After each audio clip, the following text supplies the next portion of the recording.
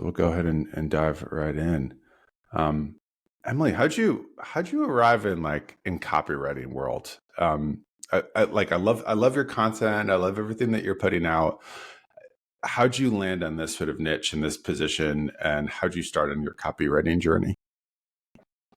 That's a good question. Well, I started writing on Twitter exactly 1 year ago. It was the 1st of January 2023.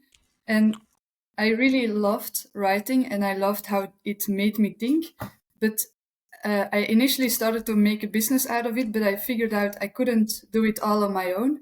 And then I was looking for some guidance and I talked with uh, Dakota Robertson, I think is his name, but he asked $6,000 for his ghostwriting service, which is way out of my budget. And then some other guy contacted me on Twitter and he said that he had a coaching program for copywriting. And to be honest, at the point, I had no clue what copywriting was. I only saw it on tweets sometimes. But apart from that, I never heard of it. But it was a guy and he wanted to guide me and show me how he got clients and so on. So yeah, I just jumped and that's how I basically started. And then I binge watched his videos and practiced what he taught me. And yeah. That's awesome. And what were you doing at the time? Were you in college when you first sort of encountered the content and started looking at Dakota stuff, and then starting exploring some of these other videos on your own? I was in college when I first started writing on Twitter, but then I graduated. And after I graduated, there was like a gap of 1 month in which I traveled and did some fun stuff. And then I wanted to start the business. And to be honest, for the first month, I was just scrolling on Twitter, doing like the 100 comments a day kind of thing. I didn't see any growth from that. And then, yeah, I was so full time from the start, full time on Twitter, full time on trying to start a business. And from there onwards, trying to look for guidance and so on. And that's how I came into contact with them. Awesome. Awesome. And who is the person that, if you don't mind sort of giving a plug there, who's the person that got you on the copywriting train, and where you started exploring? Yeah, it was Francis Nayan. He's also on Twitter. He has like 15,000 followers and he's a super good copywriter as well. And it was just, I replied to one of his tweets. I didn't even like remember because I was doing 100 comments a day. And then he DM'd me like, thanks for the love on my post, and really started to say what he was doing, how he was helping people start a business. And then he just sent a Google Drive with a bit of information, and actually, it looked very skeptical. At least for me, it did as well. Like, does this look real to you? Or and then they said, yeah, it looks fine, and that's how it went. And then you were off and doing it. What have been some of the breakthroughs for you, right? And I'm thinking about because you and I know each other a bit from the copy thinking community, Georgetown's community, which is, like, for me, just been awesome and such a great place to learn and grow. What have been some of the breakthroughs for you, like on Twitter or in copywriting in general?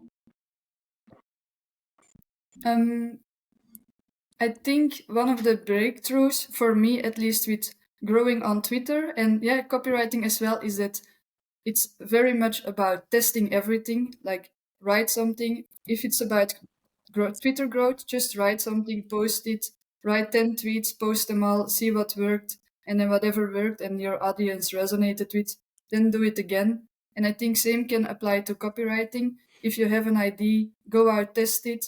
It's like what they also say, first sell, then build.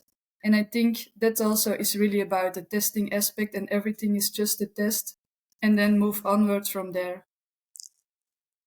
Yeah, that's great advice. Have you noticed that your sort of time to deployment has shrunk quite a bit, right? Like, you were starting with putting this much effort into your tweets or your cold emails or whatever you were working on, and then as you've gotten more comfortable, you've managed to sort of shrink that window and iterate to really sort of put stuff out. Have you sort of noticed a big shrinking there?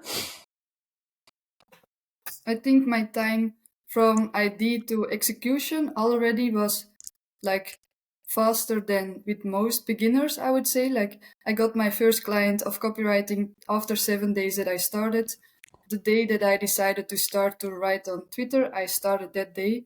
So that has been like pretty fast already, but I do see an increase in speed.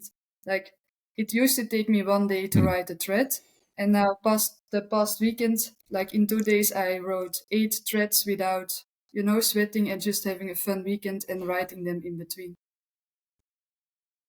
That's incredible. Eight threads in the day, or eight threads in the was that for clients, or was that for you personally, or? Yeah, it was for me personally. I'm doing now a launch of a product, a copy client roadmap. And for that, I'm also writing threads on how to get clients and a bit of what will you see inside the course. But then the course is way more like how you can use my systems and so on. But then the teaching I also wrote in threads, and then I will post them during the launch the next weeks. That's awesome.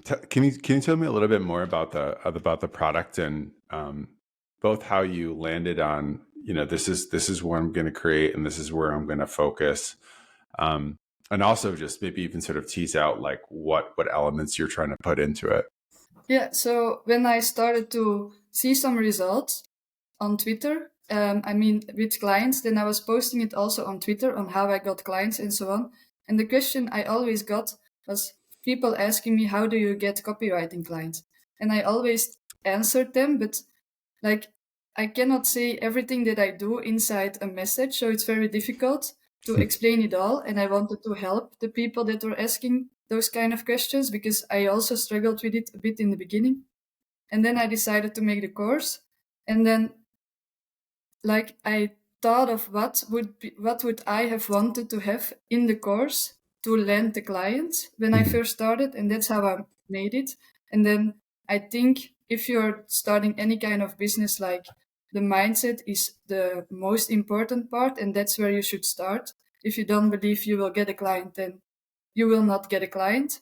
And then the second part is a bit of basic fundamentals about business. And I would only then start to learn copywriting as well, again, in the idea of first sell, then build. And that's also how the course is structured. So first, in the first module, you see everything about how I started the business, how I got those clients in my first few months. And then in the next module, it's all about mindset. And then it will go about the business fundamentals. So how to position yourself, how to contact people, how to do sales calls, follow-ups, everything like that. That's awesome. So, client acquisition, and then mindset, and then I think it also sort of sounds like you've got some real sort of business fundamentals in terms of positioning and finding sort of niche and those kind of pieces. What So it sounds like it was a combination of kind of what you hoped you would have, or like the things that you were missing when you sort of started this journey. Um, what kind of sort of copywriting specific stuff are you thinking about or leaning on when it comes to the course? Do you mean like how I market the course or what's inside the course? What's inside the course? Inside the course, I think it's mostly the main thing is to focus on the benefits. When I see other people DMing me, for example, with also offers and so on, they often just say hi and then they do their pitch. But I think approaching people online is kind of the same as approaching people in real life, and you would never go to a stranger and say hi and then try to sell something to them. You would go to a stranger, say hi, you would start a conversation, ask for their problems, and then see if you can help them overcome their problem, give information on how they can do it, and then you can like give all the information you have, and then try that you will implement it for them. Like, I think that's the basic, and it's also how the copywriting is a bit implemented to really focus on the benefits. Yeah, that's awesome. I love that approach, and I mean, certainly something I've found in my own sort of like journey is, the more you can really sort of like focus on learning and understanding the problems, of the people that you're serving, and the deeper the understanding that you can really sort of do that, and the more that you can really sort of like shine a light on those, empathize and deeply sort of contextually sort of understand what they're sort of struggling with, the easier it is to not just sort of like sell them on a solution, but to like genuinely help them solve the problem and become a partner to doing that. So very cool that you've managed to sort of like find that and sort of mix that into the course itself. I'd love to pivot and talk a little bit about like your client acquisition strategy. You've had some posts that have done like really well in this regard. And just sort of a little bit about your approach that you just sort of see is it's obvious you're doing things differently, like in a really good way, right? To sort of find that. And your approach just seems to sort of be not anti-hustle culture and that kind of thing, right? But like I think a really sort of strong complement and a different way of sort of going about it. Can you talk a little bit about how you approach client strategy, and how you've managed to maybe like your journey of like your first few clients to how you're thinking about that now? Yeah, I think my first few clients was basically to talk about my service everywhere. And with everywhere, I really mean, like I said, I joined the one guy, like Francis, his community. But then, as you already mentioned in the talk as well, I also joined George Stan's copy thinking community. And then in both of those communities, I was super active. Like George Stan's community has 1,000 members, kind of. And I once was, I think, in the top 10 of most engaging people. And I think from there onwards, I also made connection, and people saw my profile on Twitter and in the community, and then they really got to know me. And I think that's the basis, that I really talked excitedly, or how do you say it, excitingly, I'm not sure, or enthusiastically about copywriting everywhere. And then from there onwards, like with taking action, I believe that you really create your own opportunities. If I would never talk about copywriting, then I would also not have gotten those clients. And then how Yeah. I think about Yeah. it now, maybe, is I'm doing cold outreach now as well, like what's been seen in the course. Like I want to also apply it still, and then also like everything I learn, I also want to put in the course and then show everybody that bought the course, even though now there are already people inside it. And if I learn something now, I will still update the course so that everything I learn, they also learn. And that's why I'm still doing the cold outreach through emails, also with videos and so on. But I'm also thinking to leverage my Twitter following, because I got a few followers on there, and then start to post my case studies and so on. But with the whole course and so on, I just didn't put myself to action on writing them down. But that's after the launch. That's one of my things on my massive to-do list. And then I'm gonna try that. And everything I learn, I want to also show to my audience on how to do those kind of things.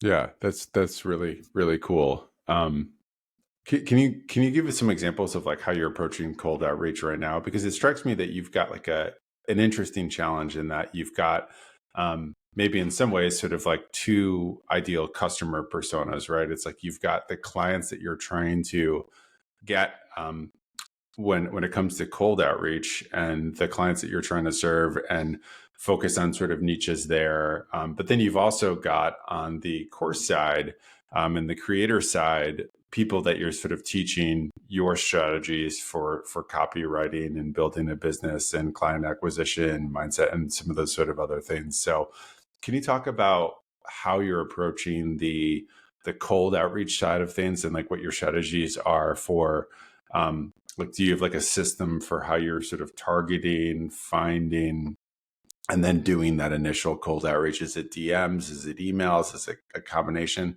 How are you tackling that? I'm doing like a bit of everything, but once, for example, this week I was mostly focused on cold emails, and then what I do is like I want to focus on email marketing, and then what I do is if I find a business that I find interesting, now I'm focusing on the sports industry, so everything from running, hiking, and so on, because that's also what I enjoy in my free time. So I'm a bit part of the market. And then I think it's easier to write copy for it. And then I go to those brands and I subscribe to their email list. And then the next week, when I'm then writing the outreach, I will go to my inbox, see which kind of emails that I've received from them. And oftentimes they don't have a welcome sequence in place. So then I will shoot a video, talk about the welcome sequence or the opt-in form or those kind of little things that they can improve. And in the video, I will also use copywriting. Like I will start with saying, hi, my name is Emelie. I help people with the problem and then overcome it, as we discussed earlier as well. And then give a compliment and those kind of things, then the value and so on. So I think everything, like copywriting to me is such a evergreen skill and can really be applied in everything. And that's also what I'm trying to do with the client thing for then the email marketing. And for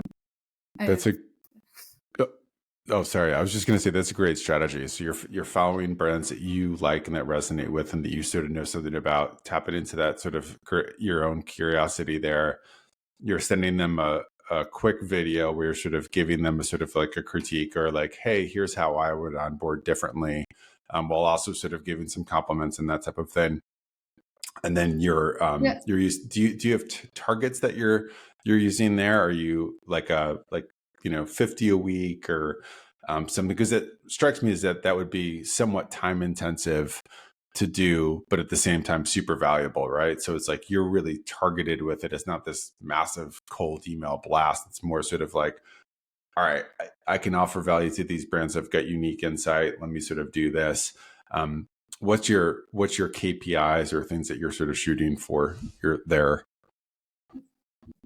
Yeah, when I like before this, I also really did just the emails without the videos, and then I was aiming for around even 50 to 100 emails a day. But now with the videos, and as I'm also launching the course, I think around 9. I want to go for 10, but I mostly hit 9. Like the one is difficult. And I think that's already good. I mean, for me at least, it's all about just keeping in motion and just putting myself out there, try to create my own opportunities. And then if somebody says, yeah, let's hop on a call, then perfect. And if it then wouldn't come to them like us working together, that's also fine. Because just basically from the call itself, I would also learn more about the problems they're facing and so on. And then I would even improve my outreaches based on what I hear in those calls. So it's all about testing and applying and putting yourself out there. Yeah, that's a great strategy for doing it. And just to get like really sort of like geek out on these details, because I know like I know a few people that listen, like love the specifics, right? About like the tactical kind of stuff here. When you're in your initial outreach, do you link them to like a Calendly, like a CTA to just kind of say, I'd love to talk, set up a time here? Do you wait on that for like your second point of follow up, or how do you sort of think about that sort of driving the next step piece? For the next step, what I mostly do is my basic sentence at this moment is, wouldn't you be against finding out? Or I always use, wouldn't you be against? Or if you wouldn't be against, like the negative form, because I think there's more people that wouldn't be against that would want something. So that's one thing I use. And then most of the times I propose 2 dates myself. I'm either available this Wednesday or Friday, and then sometimes I put times in it and sometimes not. And then I'm still testing there which works best. But the Calendly link, I don't use that much but that's just, to be honest, because I only have one Calendly. Otherwise you have to pay the subscription, and I didn't do that. And I'm using the Calendly link more for the other part of the business with coaching and so on. That makes a ton of sense. Well, I love that approach around like giving something that's really sort of specific and tangible for them to say like, yeah, that works or that, that doesn't. But I really appreciate what you said around sort of like testing and how you sort of had to opt in to really sort of like figuring out the structure or like what works with, with getting people to respond. That type of thing. How'd you land on that particular approach? Was it because it sounded like you started with this sort of cold email? but then you gravitated towards more the sort of approach of, I'm going to be a little bit more targeted and thoughtful with each individual outreach and hitting 9 a day. How'd you land on that structure and strategy for tackling it? And I think when I was doing those, like then just emails, sending those emails and sending a lot of them every day, it was really a big task and I really didn't like it. And now sending the videos and making it way more personalized and already having the feeling that I'm helping people, because I really believe that the tips that I'm giving will help them increase their sales and increase or help their business grow. And then I just like the process a lot more. And then I also do it in the end, because those cold emails I wasn't doing and those videos, at least until now, I'm doing it. And once I don't like it anymore or that I don't see results, then I will try to find something else that I will do. I think doing is way more important than having the optimal system that you then don't use. Completely. Yeah. Well, and the fact that you just like doing it just makes it so much easier to tackle those 9 a day, right? Because it makes it more fun and interesting, and everything like that. You've put out so much sort of thoughtful content around how to think about copywriting and your approach to do it. Like when you're looking at other copywriters that are on Twitter or sort of putting content out there, or people sort of just maybe sort of creators more sort of generally, what are the biggest mistakes that you see people making from like a copywriting perspective? From if I look on Twitter, then what always strikes me is that the first sentence, for me at least, the first sentence is like the most important part of the whole tweet. And then if there's not a kind of what's in it for meeting, like either increase pleasure or decrease pain or do both, then people won't read it. And those first sentences are so crucial. And really based on the first sentence, I can say if a tweet performs well or not. I cannot say if the tweet performs well, but if I would write a tweet and I would do a very bad first sentence and I would write exactly the same tweet with a good thought of first sentence, then the amount of engagement, amount of likes, amount of reach, it depends so much on the first sentence, and that people are so long on Twitter and they didn't figure out how to write those first sentences. I think that's a bit like striking because it doesn't take that much effort. Yeah. What's in it for me is, I think, like massive, right? And the hook, just seems to sort of drive the most engagement by far. How'd you practice your skills of doing it? Was it a matter of just like sort of writing a ton and getting a lot of sort of reps in, and trying to really sort of think about like what's in it for my target audience and how do I frame this and structure it? I think how I learned it is really like in general, how I learned writing on Twitter is I would go to the people that have proven to be able to write. That's where I looked, and that are the big accounts on Twitter. And then I would read their content and only their content, and I wouldn't read people that haven't proven themselves. And once I did that, I really started to see some patterns in there.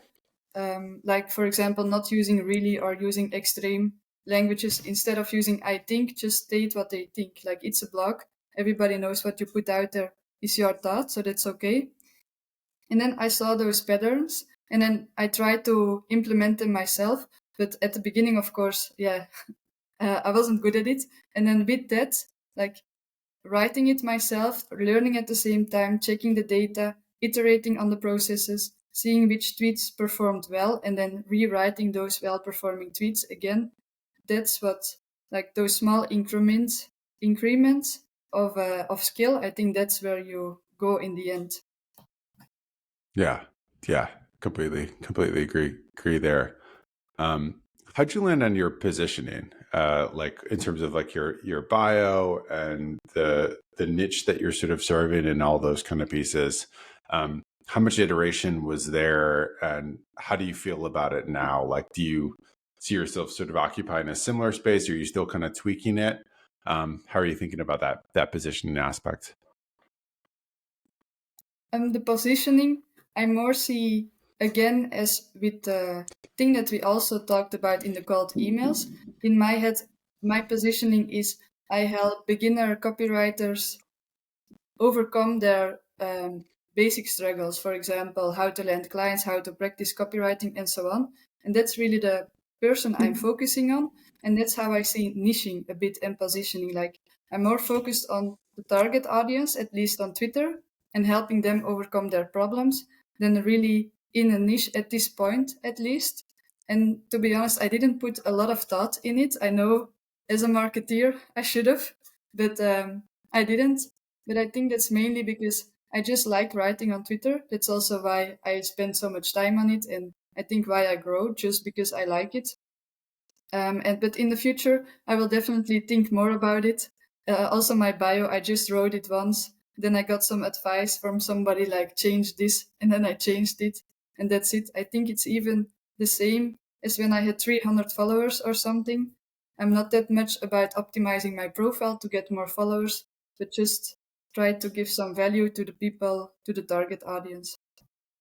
I think it's really easy I think that's great advice because I think it is very easy to overthink, right? And at the end of the day, it does, I think, come down to, are you putting out quality? Is somebody sort of get value out of following and sort of keeping up with you and reading your content more than it is sort of maximizing, like the exact sort of phraseology or the thing that you're, sort of saying or positioning. So that makes a lot of sense. I feel like there's a lot of value in testing over thinking, right? Yeah, I think everything always comes down to testing. Like, for example, now I have the course, the Copy Client Roadmap, and I didn't test that much yet because it's only my first time and everything is super overwhelming, actually.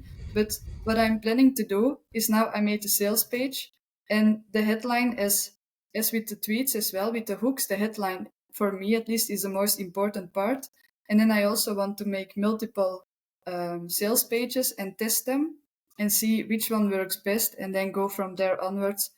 I think once you have something, it's way easier to improve it and way easier to even improve it with data than if you don't have anything in place. Yeah, I couldn't agree more. And that brings me to another question. You had this post the other day that said a number of things, but one of the bullets that you had was sort of systems are lifesavers, right? Which I couldn't agree more with, right? Like, can you walk me through some of your systems and how you think about sort of structuring your day, your week, et cetera? Just from the standpoint of, and I'm just sort of thinking of, you've got this sort of I think a challenge that a lot of people sort of work through that are sort of creators or sort of in the space where you in some ways have maybe two ICPs, right? You have the clients that you're serving, and then you've got the content that you're putting out for people that are sort of trying to sort of follow in your footsteps and that kind of a thing. How do you think about sort of structuring your day and putting together systems that get you to where you want to go? Yeah, I think those two kind of ICPs, I really see them as two separate businesses. Like I am like I do the freelance copywriting thing, and then I also do the creator thing.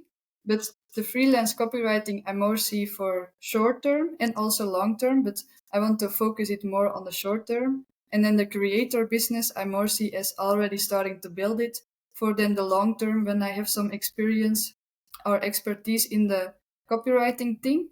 So at this point, my day mostly focus on the freelance. Like not at this point because I'm now doing the launch, of course, and that takes a lot of time. But then after the launch is done, I want to go more into the focusing on the freelance copywriting. And then actually my plan is just to see Twitter as a hobby, let's say, and just really do it outside of my freelance copywriting business. That will be my own 9 to 5, let's say. And then in the evening, I will write some tweets, some threads. Because now for the writing, I already have a lot of systems in place. Like I said earlier, writing a thread doesn't take that much time anymore. And then that's basically how I will structure my day-to-day life and weekly life to focus on the getting clients and then serving the clients and then seeing Twitter more as something outside and something fun to do because I really like it. I don't know if that Yeah, really answers that's your system thing. No, I think that's a great start. And maybe even diving into that a little bit more. Because I felt like found the exact same thing, right? At one point I was spending like too much time on Twitter, and I was just like, this is not really sort of giving me the ROI that I want for my actual business, right? It's fun. I'm meeting some interesting people. These contacts will sort of pay themselves down the road, but it's not sort of driving to our actual business, which is what I um, sort of need to focus on. Um, but what about in terms of like, so you mentioned sort of outreach goals, like how do you structure your day in terms of like the sort of incoming, like, because you've got nine, nine contacts or so, or sort of customized things that you're sort of putting out each day. How do you structure it in terms of sort of client work, other sort of tasks and priorities, and those other things? Like, are you using calendar blocks? Do you have sort of systems sort of set up to sort of do things? Do you've got sort of goals or metrics that you're hitting for different things? And this is where I love to geek out, because I feel like it's really easy to overthink these things and sort of like lay out lots of tasks that aren't maybe the biggest levers, or to um, structure your day in a way that, you're spending a good amount of time on things that really sort of maybe don't drive as much value. So how do you think about that, right? Like what's the framework of your day look like, or week look like, so that you're driving towards your goals and spending your time optimally? Yeah. So as I said earlier, now my day-to-day life is more about the launch, and that's just now this month probably, and then afterwards it will be back to normal, let's say, but I don't really have it figured out yet how I will do it, because I'm not into that time at the moment. But how I basically do it is to do the task that is for me a needle mover, for example, reaching out to clients. And then like there's different tasks that I do in a day, reaching out to clients, writing threads, writing emails, for example. But then I will do the task that I think is most difficult for me at the time. I will do it first. So for me Hmm. at this point, writing threads I think is fun, doesn't take a lot of headspace, and I can just do it in my couch when I'm chilling. While reaching out to clients, I need to sit behind my laptop, I need to present myself a bit and so on. So I basically order my task based on how difficult I find them. Like first I select the movers, and then I put the task early in the morning, the one that I think is most difficult. And for me, that's now reaching out to clients. Then I would say writing emails. I didn't write that many emails yet. Then writing threads if I have to, and writing tweets would be like way in the evening or something. So that's how I would basically structure it. And then for terms of time, like I think I have different goals. For the outreaching, I have like 9 outreaches I want to do per day. But then for the threads, I want to write 1 hour of thread, and then that can be 1 thread, 2 threads, it doesn't matter. So based on that, I also use different things for different activities, which I haven't heard anybody else do yet, but I love that. I mean, I just love the approach of thinking about what it's like. It sounds like a combination of like what takes the most energy from you, and like what's the biggest needle mover, right? And focusing on the thing that's hardest to do, but the most important, and sort of doing that first thing, and then structuring the rest of that. So I appreciate you really going into detail there. Um, Emelie, where can people find you and learn more about you? How can they sign up for their course? Where do people connect to start to learn more and engage in that kind of thing?